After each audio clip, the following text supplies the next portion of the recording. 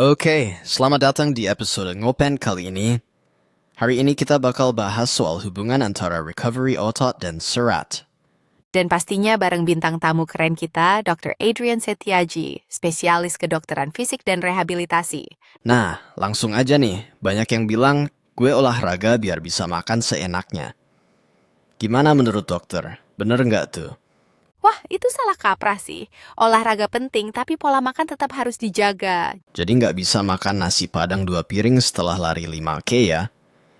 Hehehe, kalau begitu ya sama aja bohong. Tubuh butuh nutrisi seimbang, bukan cuma kalori kosong. Ngomongin seimbang, serat tuh kadang suka dilupakan.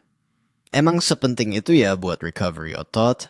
Penting banget. Serat bantu jaga kestabilan gula darah yang berkaitan langsung sama metabolisme otot. Jadi kalau kita kurang serat, otot juga nggak maksimal recovery-nya. Tepat. Kurang serat bisa bikin gula darah naik turun nggak karuan, akhirnya pemulihan otot terganggu. Wah, baru tahu. Jadi diet itu bukan soal jumlah doang, tapi kualitas juga ya. Iya, protein penting buat regenerasi, tapi serat bantu sistem pencernaan serap nutrisinya. Nah, kalau soal olahraga, banyak juga yang skip stretching. Padahal itu penting buat apa sih sebenarnya? Stretching itu bantu otot tetap fleksibel dan ngurangin risiko cedera. Apalagi buat pekerja kantoran yang duduk terus. Berarti nggak cuma atlet ya. Editor, pekerja laptop, semua butuh stretching. Betul. Duduk lama bikin otot kaku. Stretching bisa bantu peredaran darah dan jaga posture. Kalau buat recovery cedera, misalnya abis keseleo atau otot ketarik, gimana hubungannya sama makanan? Nah, di sini serat juga berperan.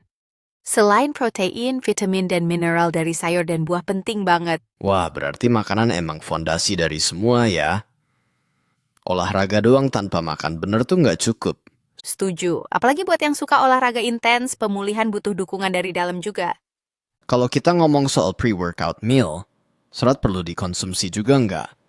Perlu, tapi jangan terlalu banyak. Serat bikin kenyang lebih lama, tapi kalau kebanyakan bisa ganggu perut saat olahraga.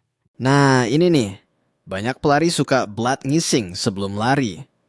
Itu karena serat? Bisa jadi.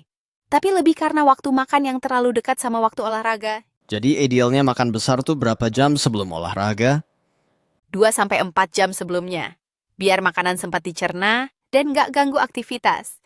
Oke, sekarang kita bahas soal yoga dan pilates. Banyak cowok ngerasa itu buat cewek. Padahal, gimana sih menurut dokter? Itu mitos. Yoga dan pilates bagus banget buat fleksibilitas, core strength, dan posture. Cocok buat siapa aja.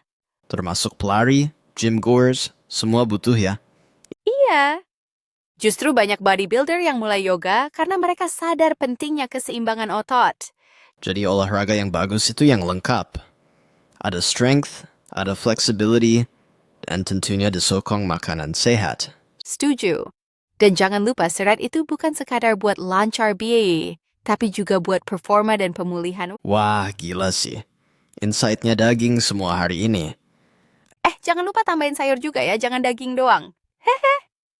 Oke deh, sebelum kita tutup, pesan terakhir buat para pendengar soal pentingnya serat, Dok. Mulai dari sekarang, pastikan piring makan lo ada sayur, buah, dan serat lain. Badan lo bakal berterima kasih nanti. Itu dia. Makan bener, olahraga cukup, stretching rajin, serat jangan lupa. Terima kasih banget, Dr. Adrian. Sama-sama. Sehat terus ya semuanya. Sampai ketemu di episode Ngopeng berikut.